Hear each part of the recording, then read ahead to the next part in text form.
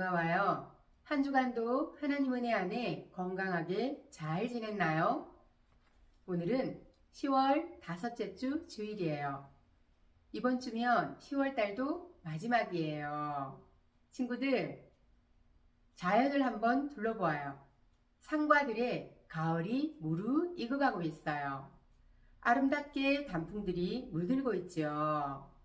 우리에게 이런 아름다운 자연을 누리게 하신 하나님께 오늘도 찬양과 경배를 올려드려요.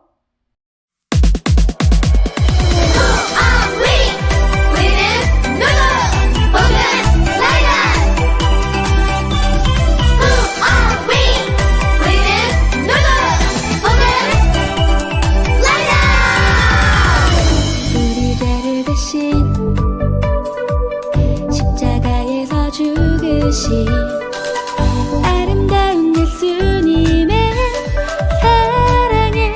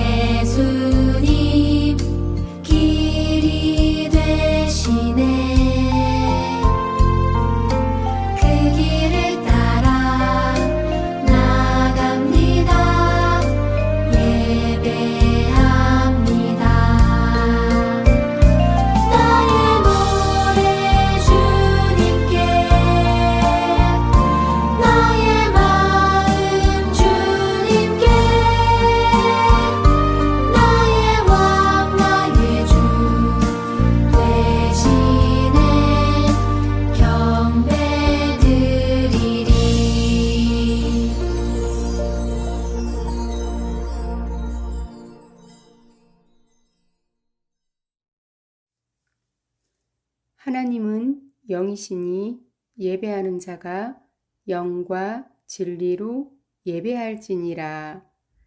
요한복음 4장 24절 말씀. 아멘. 사도신경으로 신앙 고백 하겠습니다. 나는 전능하신 아버지 하나님 천지의 창조주를 믿습니다. 나는 그의 유일하신 아들 우리 주 예수 그리스도를 믿습니다. 그는 성령으로 잉태되어 동정녀 마리아에게서 나시고 본디오 빌라도에게 고난을 받아 십자가에 못 박혀 죽으시고 장사된 지 사흘 만에 죽은 자 가운데서 다시 살아나셨으며 하늘에 오르시어 전능하신 아버지 하나님 우편에 앉아 계시다가 거기로부터 살아있는 자와 죽은 자를 심판하러 오십니다. 나는 성령을 믿으며 거룩한 공교회와 성도의 교제와 죄를 용서받는 것과 몸의 부활과 영생을 믿습니다. 아멘. 사랑과 은혜가 풍성하신 하나님 아버지, 오늘도 주일을 맞아 우리를 예배자로 불러주시고 하나님 전에 나와 건강한 모습으로 예배드리게 하시니 감사합니다. 한 주간도 우리 주님이 기뻐하시는 일보다 하나님의 마음을 상하게 하고 근심시키는 일들을 많이 했습니다. 그렇지만 그 모든 마음들을 지금 이 시간 주님 앞에 내려놓으니 저희의 마음을 깨끗이 정결하게 새롭게 하여 주옵소서. 오늘도 말씀을 듣습니다. 성령 하나님 함께 하여 주시고 우리의 예배 가운데 하나님의 임재가 있게 하시고 말씀이 하나님의 음성으로 들려지는 거룩한 역사가 일어나게 해주세요. 감사드리며 예수님 이름으로 기도드립니다. 아멘. 특별한 식사라는 설교 제목으로 말씀 속으로 들어가 볼까요?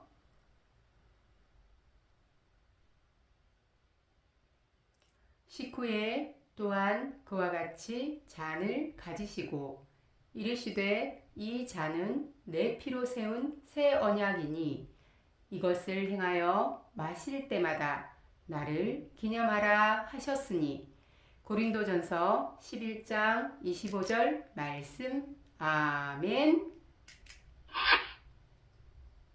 여러분, 빵을 좋아하나요? 어떤 빵을 좋아하나요? 오늘 전도사님이 여러분 중 딱 한 명에게 주려고 맛있는 빵을 하나만 가지고 왔어요. 혹시 빵을 받지 못한 친구들의 마음은 어떨까요? 아마도 많이 섭섭한 감정이 들 거예요. 한 명만 빵을 줘서 차별받는다고 느끼는 사람도 있을 거예요. 오늘 성경 말씀에 기록된 고린도 교회 안에서도 비슷한 일이 벌어졌어요. 말씀 속으로 들어가 볼까요?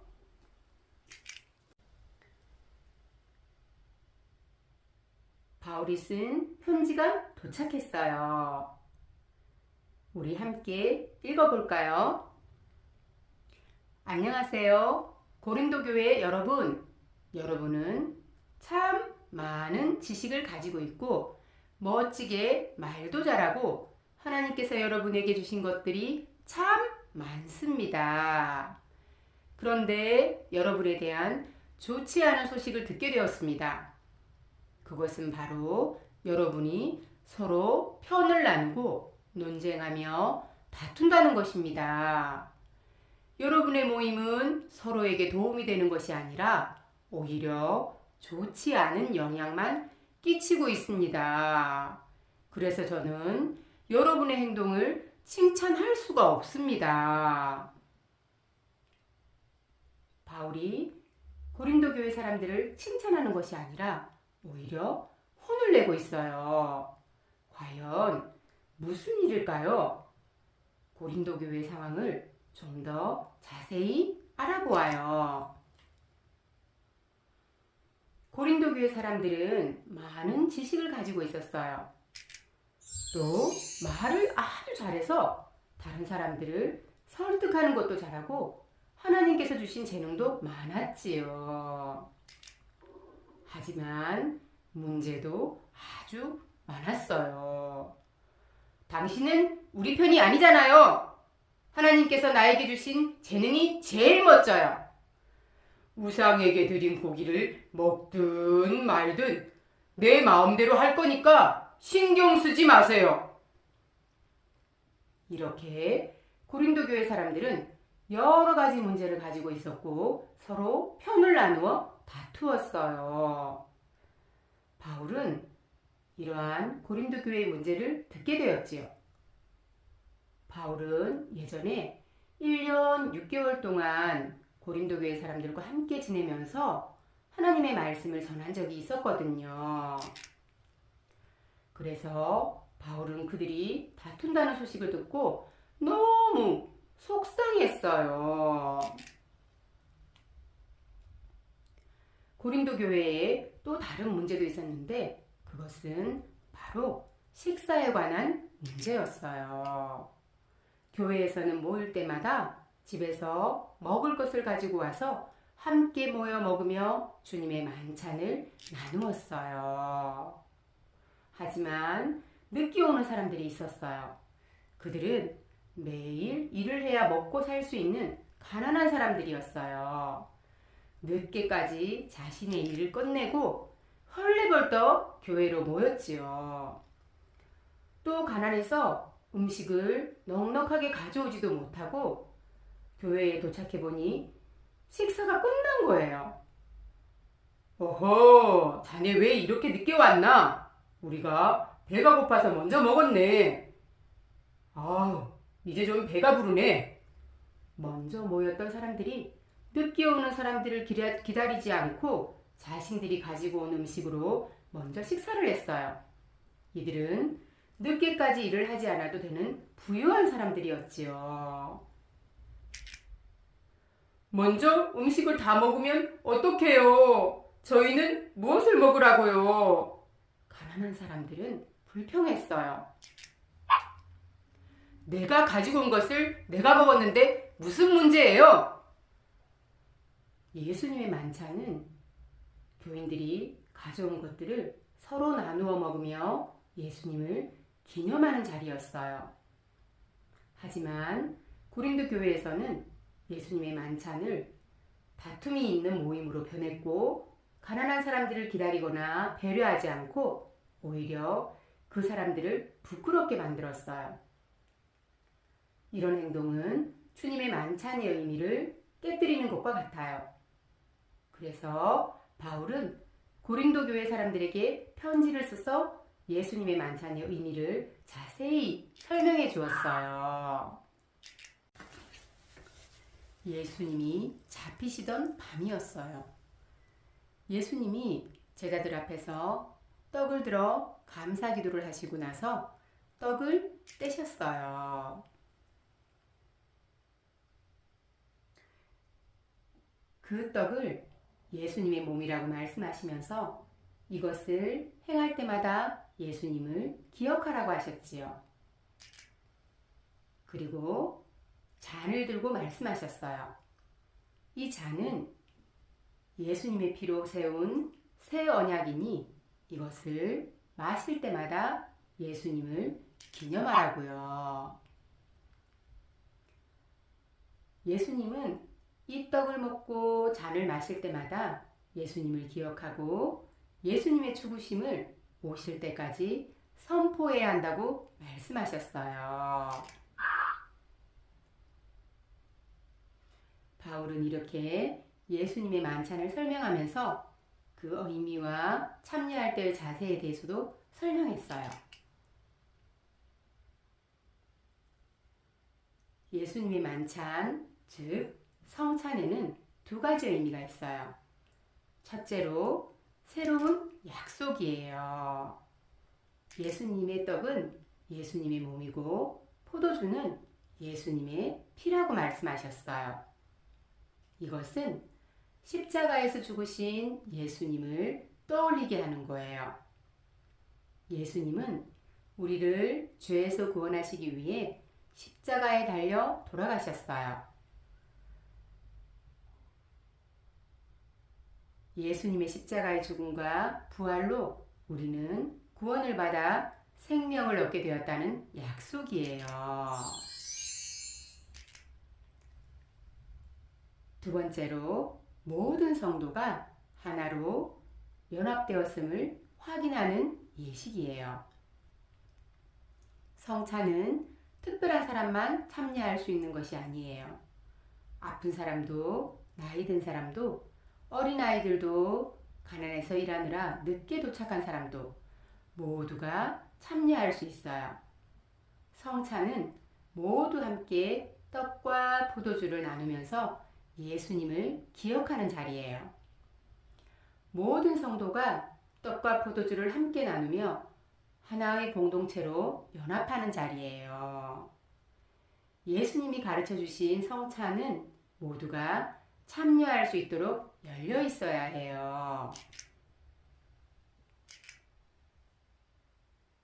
이처럼 성찬은 누구에게나 열려 있어요. 그렇다면 우리는 성찬에 어떤 자세로 참여해야 할까요? 우리의 말과 행동이 예수님의 말과 행동을 닮아야 해요. 성찬에 참여하는 것은 예수님의 새 약속을 기억하는 것이고 예수님이 십자가에서 죽으신 사랑과 희생을 닮아가는 거예요. 성찬에 참여하기 전에 이웃들에게 사랑을 베풀고 돌보았는지 우리 자신을 살펴봐야 해요. 성찬에 얼마나 자주 참여하느냐가 중요한 것이 아니라 영원한 생명을 얻은 우리가 예수님처럼 사랑과 희생으로 살았느냐, 그것이 중요한 거예요. 성찬에 참여하기 전에 우리의 모습을 돌아보며 회개해야 해요.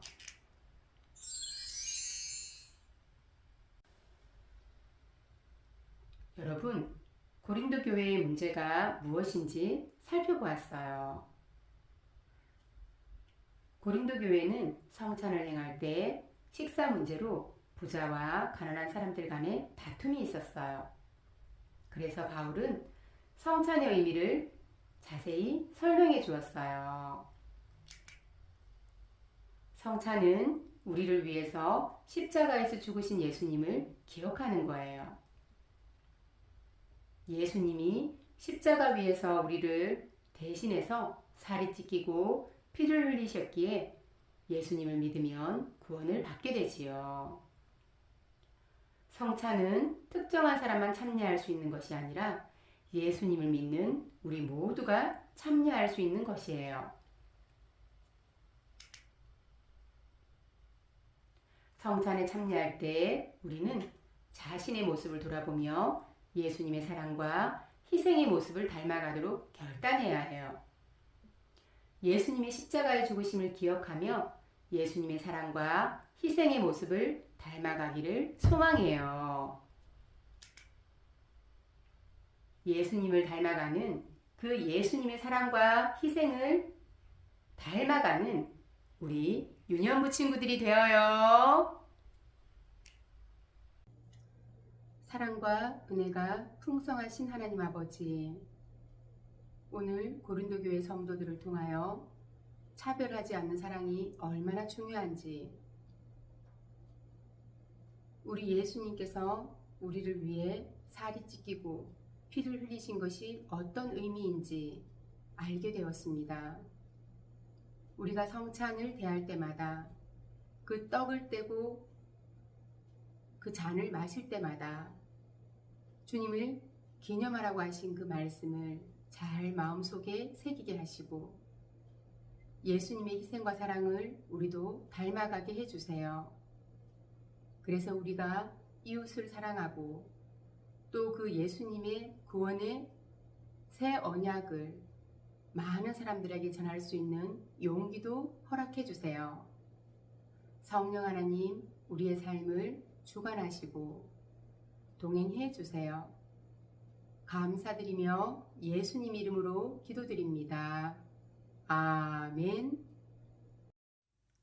봉헌 드리겠습니다.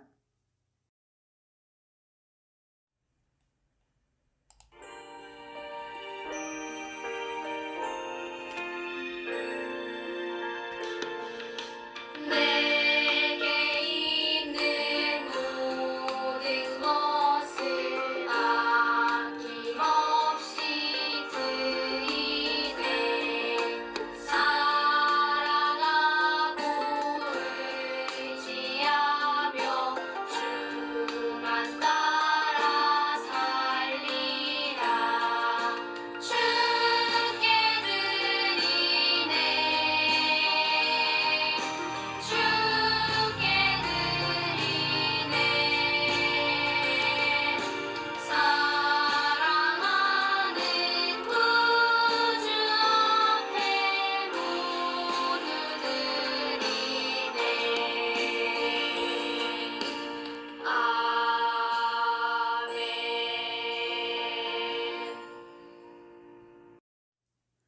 봉헌 기도 드리겠습니다. 사랑이 많으신 하나님, 우리가 하나님께 정성껏 드린 예물을 기쁘게 받아주세요. 우리가 드린 예물을 하나님 나라를 위해 귀하게 사용해 주세요. 예수님의 이름으로 기도합니다. 아멘. 주기도문 올려드리겠습니다. 하늘에 계신 우리 아버지, 아버지의 이름을 거룩하게 하시며 아버지의 나라가 오게 하시며 아버지의 뜻이 하늘에서와 같이 땅에서도 이루어지게 하소서. 오늘 우리에게 일용할 양식을 주시고 우리가 우리에게 잘못한 사람을 용서하여 준 것 같이 우리 죄를 용서하여 주시고 우리를 시험에 빠지지 않게 하시고 악에서 구하소서. 나라와 권능과 영광이 영원히 아버지의 것입니다. 아멘.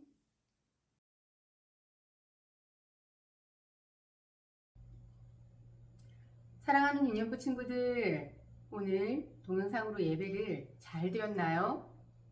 우리 예수님의 떡과 포도주 어떤 의미인지 꼭 기억하기로 해요. 예수님이 우리에게 주신 새 언약, 우리 꼭 기억해요. 친구들, 산에 단풍이 너무 아름답게 물들고 있어요. 부모님과 자연을 누리는 시간도 가져봐요. 친구들, 다음 주에도 건강한 모습으로 다시 만나요.